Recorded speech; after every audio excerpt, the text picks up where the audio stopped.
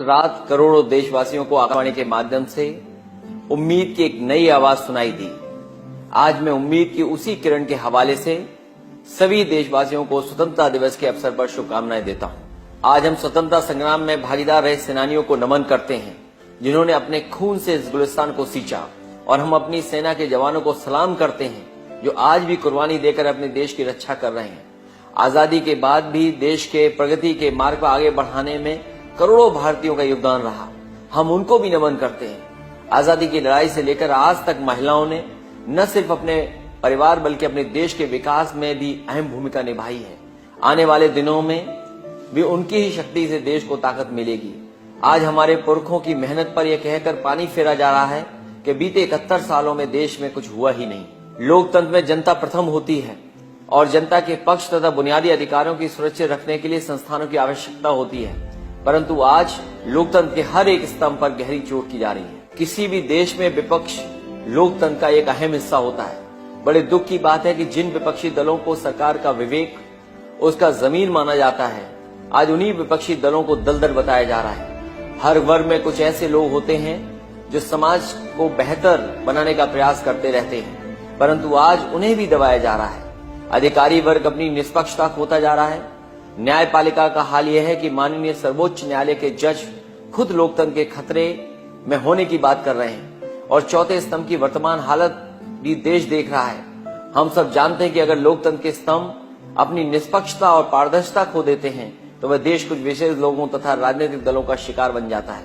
माननीय सर्वोच्च न्यायालय के एक पूर्व जज का भी मानना था, जो समाज सतर्क नहीं रहेगा वह अपनी स्वतंत्रता खो देगा। जब तक ये स्तंभ आजाद रहते हैं तब तक लोकतंत्र न केवल सुरक्षित रहता है बल्कि सफलता की ओर तेजी से बढ़ता भी है। आज मीडिया और सोशल मीडिया के माध्यम से इतना शोर मचाया जा रहा है कि हम एक दूसरे से बात करने का ढंग भूल चुके हैं। हम भूल चुके हैं कि सरकार और जनता के बीच का संबंध कैसा होना चाहिए, सरकार के लक्ष्य क्या होने चाहिए, उसकी जिम्मेदारियां क्या होनी चाहिए। हमारा देश विश्व का सबसे बड़ा लोकतंत्र है, जिसका संवैधानिक ढांचा डॉक्टर बाबा साहेब अम्बेडकर जैसे महापुरुषों ने तैयार किया।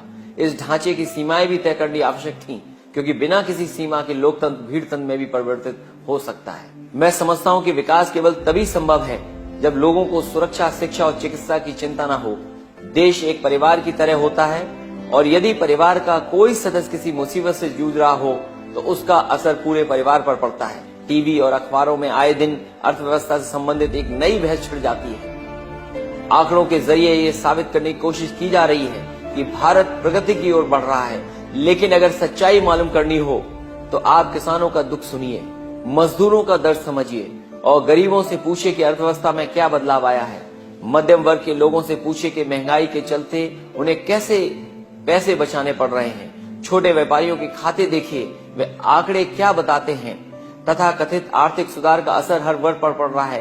कृषि से लेकर उद्योग तक सारे क्षेत्र कठिनाइयों का सामना कर रहे हैं। भारत के डीएनए में विकास है, लेकिन इस डीएनए के साथ खिलवाड़ किया जा रहा है, ठीक उसी तरह जैसे हमारे किसानों के देसी बीज को मॉडिफाई किया जा रहा है। अगर सामाजिक अस्थिरता बढ़ती जाएगी तो आर्थिक स्थिरता असंभव है। लोकतंत्र में अलग अलग विचारधाराएं एक साथ रह सकती हैं, यही इसकी खूबसूरती है, लेकिन आज वैचारिक असहमति रखने वाले हर भारतीय को देशद्रोही घोषित कर दिया जा रहा है। जिन्हें विश्व नोबेल प्राइज से नवाज रहा है, उन पर भी उंगलियां उठाई जा रही हैं। मैं ऐसी मानसिकता रखने वालों का ध्यान श्रीमद् भगवद गीता की ओर ले जाना चाहूंगा। 6 अध्याय के 32वें श्लोक में भगवान श्री कृष्ण ने भी उसे असली योगी माना है, जो बिना किसी भेदभाव के सभी को समानता की दृष्टि से देखे, जो औरों के सुख को अपना सुख और उनके दुख को अपना दुख समझे। लोहिया जी भी कहते थे कि समता जीवन का उतना ही अहम लक्ष्य है जितना सत्य को खोजना, लेकिन आज धर्म, जाति और प्रांत के नाम पर देशवासियों को बांटकर उसके बीच नफरत का बीज बोया जा रहा है। कुछ लोग चाहते हैं कि हमारे गुलिस्तान में केवल एक ही रंग का फूल खिले, लेकिन आप और हम जानते हैं कि बागों की सुंदरता अपने फूलों की विविधता से मिलती है। अगर किसी चित्रकार को एक ही रंग दे दिया जाए तो वह कैसा चित्र बनाएगा? आप खुद सोचिए, क्या आपकी माँ ने कभी आपको अपने प्रति प्रेम व्यक्त करने का तरीका सिखाया? हर बच्चा अपने अनोखे अंदाज में अपनी माँ से प्रेम करता है।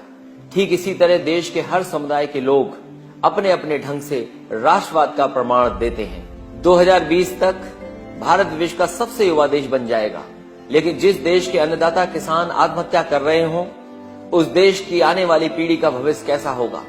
इस बात का क्या भरोसा है कि उन्हें एक सुरक्षित तथा गतिशील माहौल मिलेगा? 2019 में 1.25 करोड़ युवा पहली बार मतदान करेंगे। इनके लिए क्या व्यवस्थाएं तैयार की जा रही हैं? बढ़ती बेरोजगारी से देश के युवा बेचैन हैं, लेकिन इससे निपटने की बजाय सरकार नफरत की आग लगाई जा रही है ताकि असली मुद्दे उसमें जलकर राख हो जाएं। आज गरीब अपने छोटे छोटे खेत बेचकर प्राइवेट इलाज करवा रहे हैं। सरकारी अस्पताल उन्हें सुविधाएं दे पाने में असमर्थ क्यों हैं? लोग गांव छोड़कर शहर जा रहे हैं, जिसमें शहरों पर दबाव बढ़ता जा रहा है। हमारे देश की आबादी के 70% से ज्यादा लोग गांव में रहते हैं।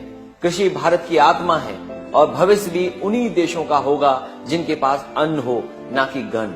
स्मार्ट सिटी का सपना भी स्मार्ट विलेज के बिना अधूरा ही रहेगा। किसान, विज्ञान और नौजवानों की समस्याएं दफ्तर में धूल चाट रही हैं और वादों से न तो किसी का पेट भर रहा है और न किसी की प्यास बुझ रही है। ऐसे मोड़ पर समाजवाद का महत्व उजागर होता है, क्योंकि समाजवाद केवल एक राजनीतिक दल नहीं बल्कि एक मानसिकता है। देश का भविष्य आर्थिक समानता, सामाजिक न्याय और एकता से ही मजबूत बनाया जा सकता है। यही सपना बाबा साहेब अम्बेडकर और लोहिया जी ने भी देखा था, जिसके बारे में उन्होंने 1956 में एक दूसरे को खत लिखकर तय किया कि वे मिलकर ये लड़ाई लड़ेंगे। अफसोस, दिसंबर 1956 में बाबा साहेब का देहांत हो गया, लेकिन आज हमें वह सपना पूरा करने का अवसर मिला है। आज मैं भारत के प्रत्येक नागरिक से उम्मीद की एक नई डोर से जुड़ने की अपील करता हूं, ताकि हम और आप मिलकर भारत की राष्ट्रीय एकता और अखंडता को और मजबूत बनाने के साथ साथ उसे प्रगतिशील भी बनाएं और ये वचन लें कि हम खुशियां तो बांटेंगे ही, पर एक दूसरे के बोझ को भी अपनी जिम्मेदारी समझेंगे और देश के हर नागरिक के कंधे से कंधा मिलाकर खड़े होंगे। इस कारवां में सबसे पीछे चलने वालों का भी हौसला बढ़ाएंगे और जरूरत पड़े तो उनको अपने पीठ पर लेकर आगे बढ़ते चलेंगे। जय समाजवाद, जय हिंद।